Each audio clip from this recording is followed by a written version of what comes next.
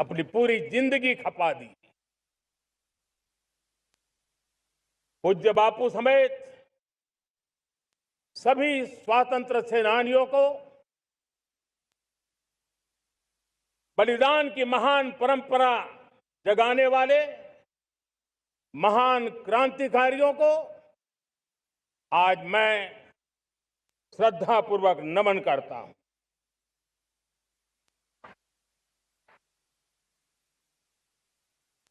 आज जो इस समारोह में उपस्थित है, उन सब के लिए आज एक ऐतिहासिक पल भी है।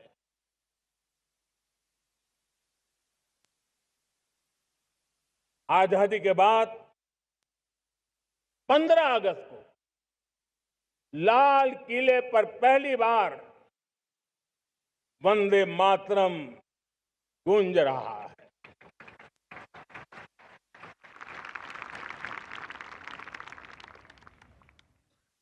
आज जब हम देश के लोग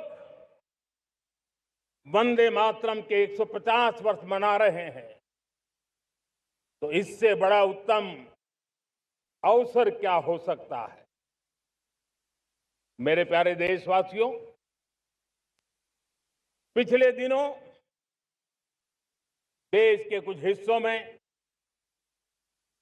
बाढ़ का प्रकोप रहा, भूस्खलन का प्रकोप रहा, अनेक परिवार प्रभावित हुए। उनके दुख दर्द को हम भली भांति अनुभव करते हैं। पीड़ित परिवारों को मैं विश्वास दिलाता हूं कि हम और पूरा देश उनके साथ खड़े हैं। मेरे प्यारे देशवासियों, कोई भी राष्ट्र तब महान बनता है, तब अपनी सिद्धियों को प्राप्त करता है, जब अपने सपनों, अपने संकल्पों और अपने सामर्थ्य के दम पर आगे बढ़ता है। मेरे देशवासियों, अब छोटे सपनों से चलने वाला नहीं है। हमें बड़े सपने, क्योंकि बड़े सपने हमारी सोच को भी विस्तार देते हैं, हमारी सोच की क्षितिज को विस्तृत करते हैं। हमारे संकल्प दृढ़ होने चाहिए। जब संकल्प दृढ़ होता है तो कठिनाइयों से, आपदाओं के बीच से रास्ते निकालने का सामर्थ्य अपने आप उभर करके आता है। और मेरे प्यारे देशवासियों, हमारे संकल्प भी ऊंचे होने चाहिए, क्योंकि जब सपने ऊंचे होते हैं, संकल्प ऊंचे होते हैं, तो हमारे सामर्थ्य की ऊंचाई भी बढ़ती है, हमारे प्रयासों की ऊंचाई भी बढ़ती है, और तब जाकर के हम सपनों को साकार कर सकते हैं। मेरे प्यारे देशवासियों, आज भारत ने भी एक बहुत बड़ा सपना देखा है, दृढ़ संकल्प के साथ देखा है। नई ऊंचाइयों को छूने के लिए देखा है, और वो सपना है जब आजादी के 100 साल होंगे, 2047 में हम विकसित भारत बना के रहेंगे। 140 करोड़ देशवासियों के पुरुषार्थ से इस लक्ष्य को हमें हासिल करना है। और जब दुनिया की सबसे बड़ी आबादी वाला देश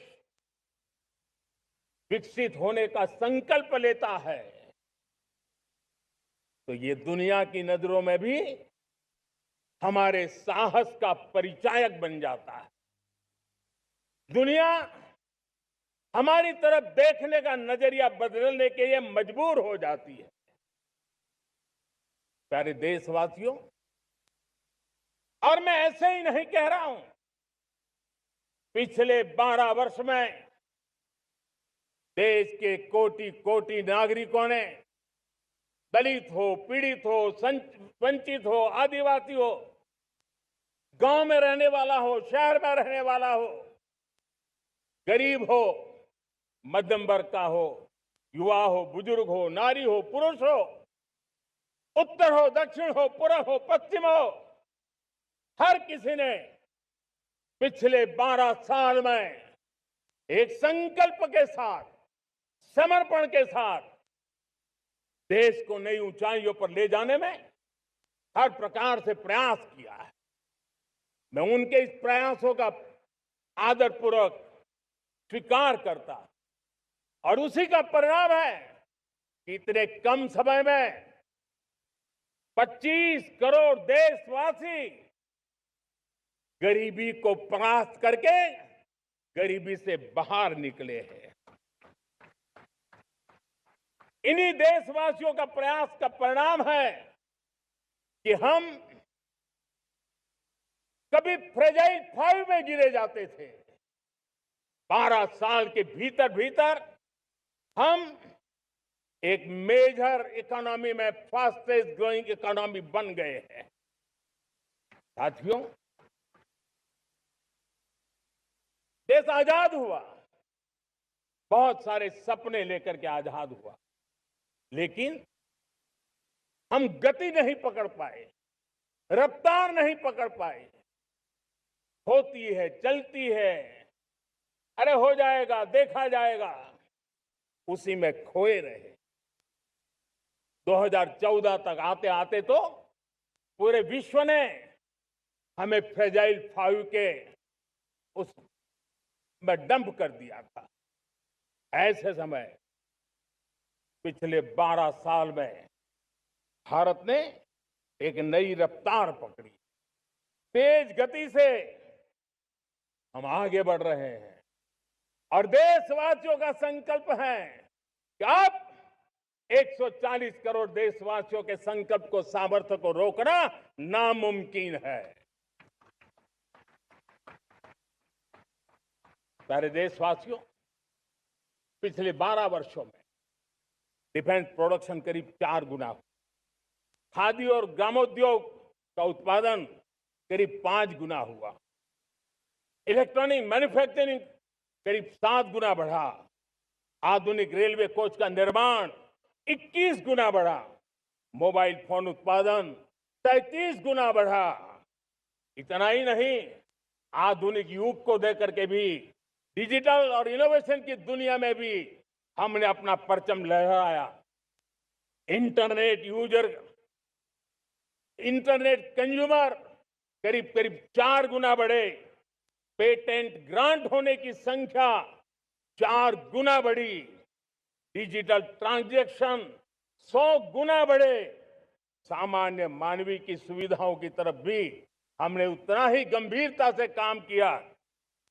हर साल औसतन 15 गुना ज्यादा तेजी से हमने नल से जल कनेक्शन दिए। हर साल औसतन 6 गुनी ज्यादा रफ्तार से लोगों को गैस कनेक्शन दिए। हर साल 4 गुनी रफ्तार से गरीबों के लिए टॉयलेट बनाने का काम किया।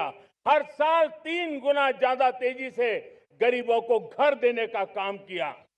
देश ने गवर्नेंस में भी बहुत बदलाव लाया। हजारों की संख्या में कंप्लायंसेस खत्म किए। सैकड़ों की तादाद में पुराने कानून खत्म किए। पिछली शताब्दी के कानूनों से 21वीं शताब्दी की मार्च नहीं हो सकती।